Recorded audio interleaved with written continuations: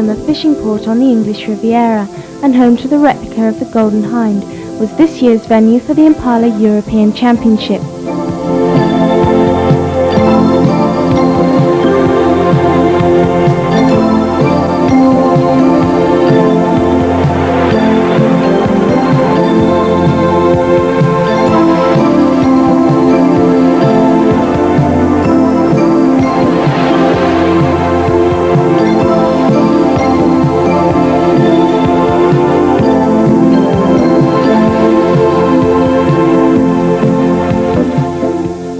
Bad weather threatened the sailing and attendance of some yachts, particularly the Irish boats still stuck in Cork.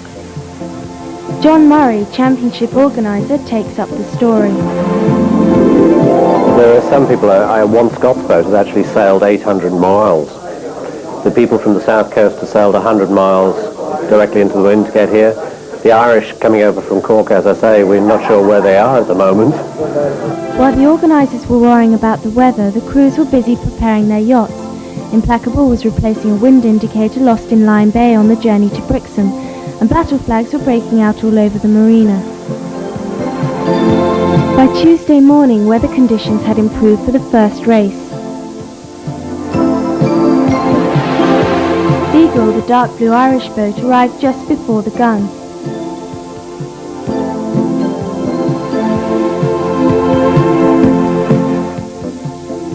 Curved Air and Menace led on the first leg of the course, with Juanita and Beagle in close attendance.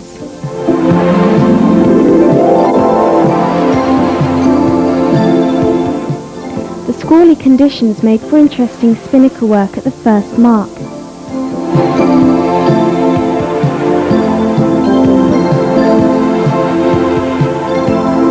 Sunny side up showing an interesting technique in downwind sailing.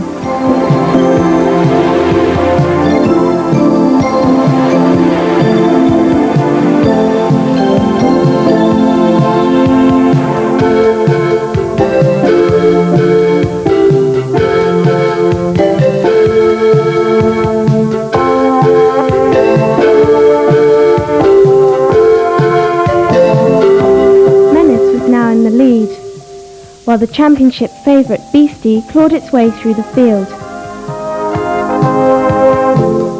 In the middle of the racing, the cruising yacht Pintado burst into flames and her skipper was rescued by the championship launch.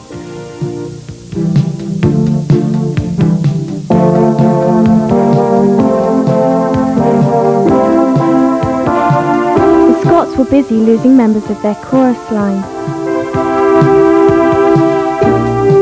They were closely followed by Implacable, crewed by staff and students of the Southampton Institute. Close battles were being fought throughout the fleet.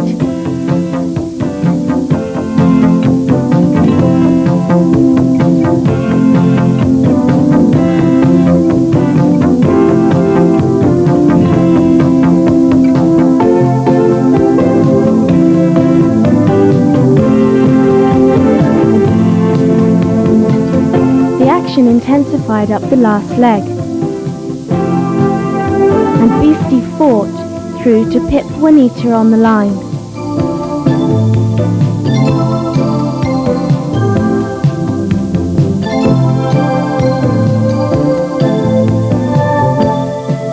Back in Brixham Marina, crews were preparing for the serious social side of the event.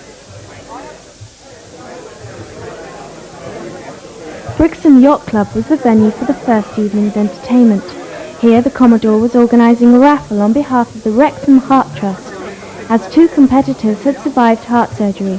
Rick Wilson takes up the story. I had a bypass operation in 1984, and that was basically because I had severe angina. The Wrexham Heart Trust, who I'm supporting at this event, have looked after me ever since. I was up and playing golf 6 weeks later, walking 6 days after, and you know, they saved my life basically. Perhaps more remarkable is the case of Stuart Higgins, the owner of Atalanta. He had open heart surgery only 6 weeks prior to the championship. I'm all for You it. look fabulous. How I do can't you feel? believe, I just cannot believe the recovery. With a lot of careful attention from the hospitals. I feel wonderful. I've lost a little bit of weight. Well, I was losing some weight. A bit of fresh air. Yeah, I'm almost. Well, I'm better than normal now. I'm raring to go. After the first day racing, Beastie was first, Juanita second, Curved Air third, Polly fourth, Menace fifth, and Beagle sixth. The improvement in the weather conditions continued as yachts prepared for a second day's racing on an Olympic course. The first lap being triangle shape, the second a sausage, and then straight to the finish. In a light breeze, Dalric and Curved Air had the best of the start at the committee boat end. Atalanta had to tack for clear air.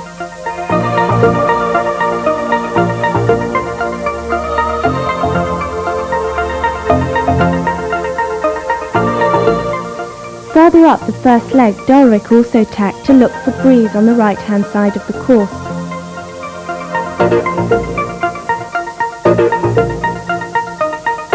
Burhu on starboard tack crossed two port tack boats along with Peanut.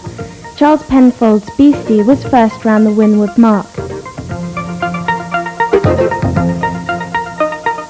while Neil Hegarty's The Irish Champion was second in Beagle. At this stage, Scott Chalmers was showing the form that had Chorus Line third in last year's championship.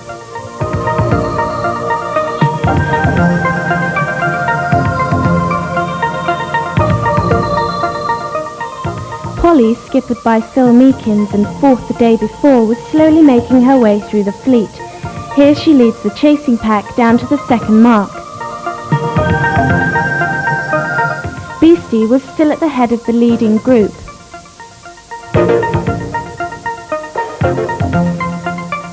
After them came Chorus Line. She was still chased by Trevor Pountain's Implacable.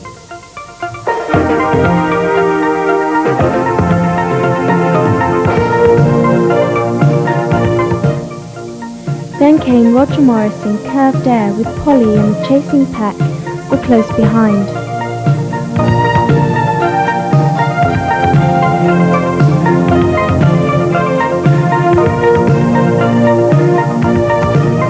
Right through the fleet, boat-to-boat racing was the order of the day.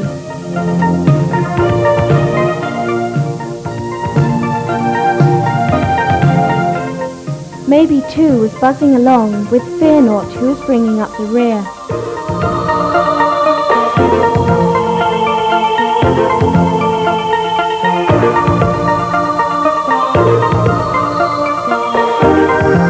On the next windward leg, Implacable gets ready for attack.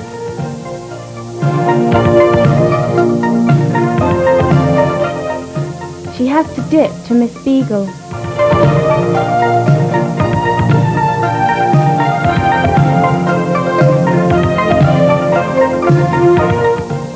At the windward mark, Beastie, clear in front, had plenty of time for a controlled spinnaker hoist.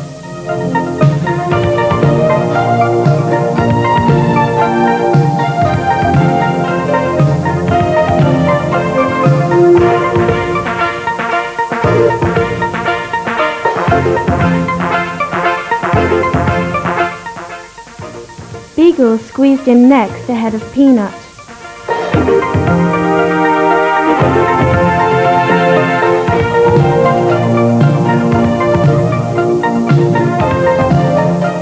Beastie made it 2 wins in a row.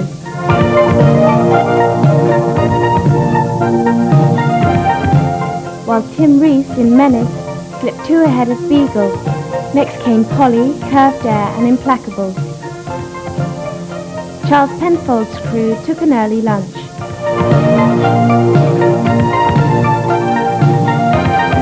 We rejoined the action just before the second Olympic race with the Southampton Institute crew on Implacable.